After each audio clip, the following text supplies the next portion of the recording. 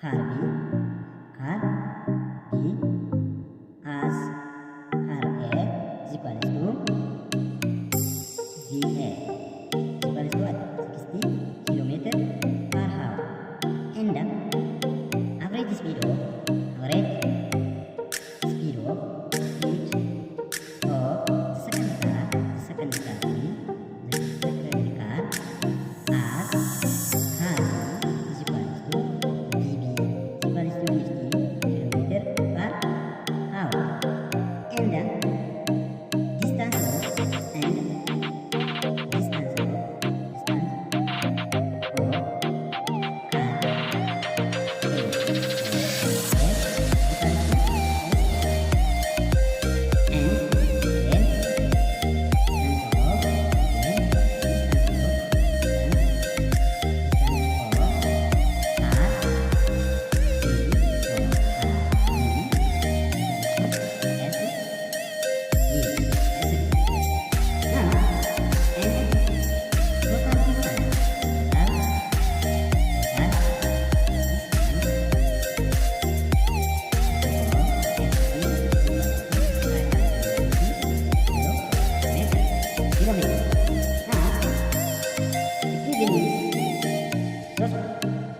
average speed of car kilometer per hour. Average speed of car kilometer per hour, and the total distance is 500 kilometers. And the required one is in how many times those two cars are in 550 kilometers and how many times. To find the solutions of this one is average speed of car A plus average speed of car B times T is equal to the total distance of 550 kilometers. In case of T, to find these problems or the value of these problems, T is the same. This means two cars in the same times travels in opposite directions. So one VA is, this implies that our average speed of car A is 60 km per hour plus average speed of car B is 50 km per hour times T is equal to total distance of 550 kilometers. This implies that 110 km per hour times T is equal to 550 km or the total distance. Because average speed times T to get the formula of the distance. This implies that 101 km per hour times T over 110 km per hour is equal to 550 km over 110 km per hour. Let us simplify 110 km per hour by 110 km per hour. The time is left. T is equal to 550 km over 101 times hour per kilometer, or the multiplicative inverse of kilometer per hour is hour per kilometer. Simply that time is equal to 55 over 11 hours, or kilometer by kilometer we left half. 55 over 55 over 11 hour means T is equal to 5 hours. This implies that in 5 hours the two cars apart 550 kilometers from each other. Kana jechuun sa'aatii 5 keessatti konkolaattonni kun lamaan directionii garagaraatitti adda kan fagaatan yookiin adda fageenyi isaanii 550 kilomeetira kan fagaachuu danda'an sa'aatii 5 keessatti jechuudha. Gaafiin lammaffaan maal jedha? A family plans to spend not more than 55% of its monthly income of birri 800 on food and housing. The ratio of the cost of housing to the cost of food is 5 to 4. What is the cost they can spend in 1 month on food?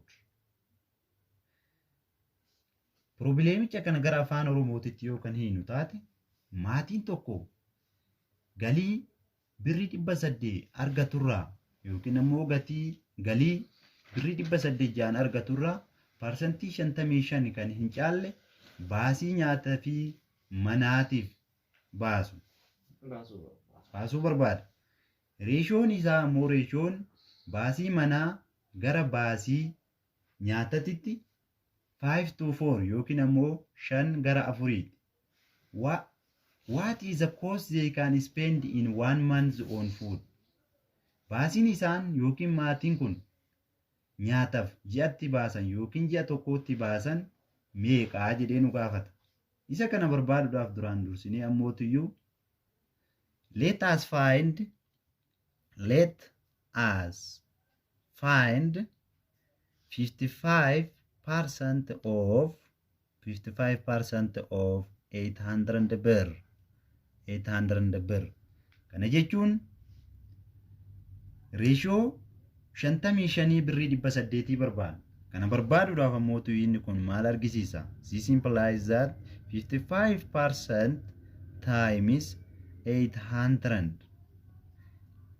This shows that 55% means 55 over 100 times 800 is equals to 440 birr. Reeshoon 55 birrii 800 yommuu kan barbaannu taate 55% baay'isuu 800 yookiin ammoo birrii galii ji'atti argamuu jenna. 55% jechuun ammoo 55 irra dhibbaa jechaadha. 55 irra dhibbaa kana 800 yoo kan baay'ifnu taate birrii 440. Kana jechuun maatiin kun baasii nyaataa fi akkasumas ammootu yoo manaaf baasuu barbaadan birrii 440 kan hin caalledha. Kana jechuun now the ratio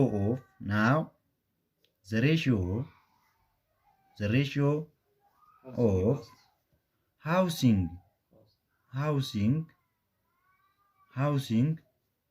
cost to the cost of food. The cost of food is 5 to 4. Kana jechuun reeshoon gatii manaaf baasan yookiin ammoo baasii manaaf baasanii gara gatii nyaataaf baasaniititti yoo kan kennu taate reeshoon nuuf kenname 5 to 4. Now 5x plus 4x less than or equal to 440 birr.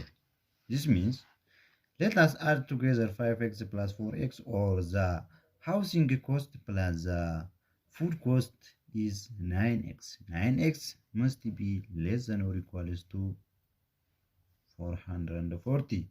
Now let us solve for x. This means dividing both sides by 9, we get the value of x must be less than or equals to 440 over 9. 440 over 9. In this equation, or in the above equation, 5x is the housing cost and the 4x is the food cost. This means when the cost of housing, therefore the cost of housing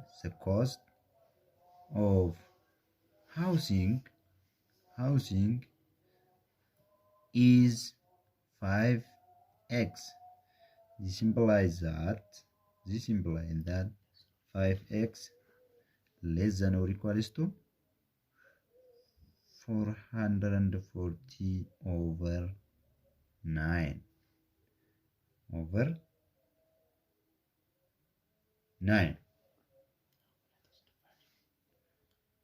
or no, this means 5x times 440 over 9 is equals to 2,200 over 9 birr is the cost of housing, housing. Cost of housing. Housing. Again, the cost of food is 4x.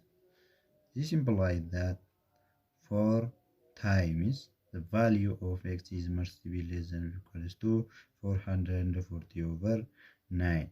This implies that the cost of housing is 1760 over 9 bir. 9 bir. Therefore, this is the final answers of the housing cost is 2200 over 9 bir, and the cost of food is 1760 over 9 bir.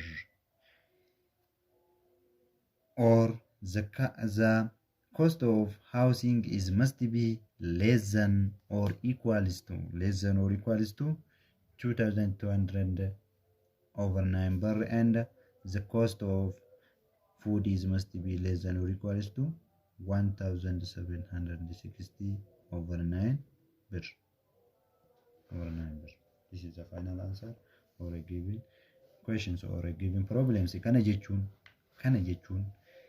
gatiin maatiin birrii 800 galiyyaan argatu keessaa parsantii 55 baasii manaatii fi akkasumas ammoo baatii nyaatatiif baasu kun birrii 2200 irra 9 tii gadi baasaa jechuudha. Maaliif manaaf kan baasu birrii 2200 irra 9 tii gadi yookiin birrii 2200 irra 9 kana baasaa jechuudha baasii manaatiif. Akkasumas ammoo baasiin nyaataaf inni maatiin kun birrii 800 argatu kana keessaa baasu ammoo birrii 1760 irra 9 jechaadha. Isa kana gadi yookiin isuma kanaan wal qixa baasaa jechuudha nyaataaf. Inni kun reeshoon ammoo reeshoon baasii nyaataaf baasu yookiin ammoo the ratio of housing cost to food cost must be 5:4. Ratioodhaan yommuu kennu baasiin manaaf baasu yookiin gatiin manaaf baasu gara gatii nyaataaf baasutitti 5:4 ta'uu qaba. Kana jechuun 2200 irra 9 ratio 1760 irra 9 jechuun maal nuu ta'a? Inni kun maal argisiisa? 2200 irra 1760 nuu ta'a. Kana jechuun ammoo steeppii tokko bira darbine waan ta'eef 2200 reeshoo karaa 3 ibsuu dandeenya jenne. Inni tokko bifa firaakshiniitiin irra 1760 irra 9. Kana jechuun ammoo 9 salphisuu dandeenya. Kana kan nuuf ammoo 2200 irra 1760. Kana jechuun ammoo isa kana wal qixa tamaan nuu ta'a 220 irra 176. Inni kun yoo salphatu maal nuu ta'uu qaba? 5 irra 4 wal qixa nuu ta'uu qaba jechaadha. Zeero dabalachuu.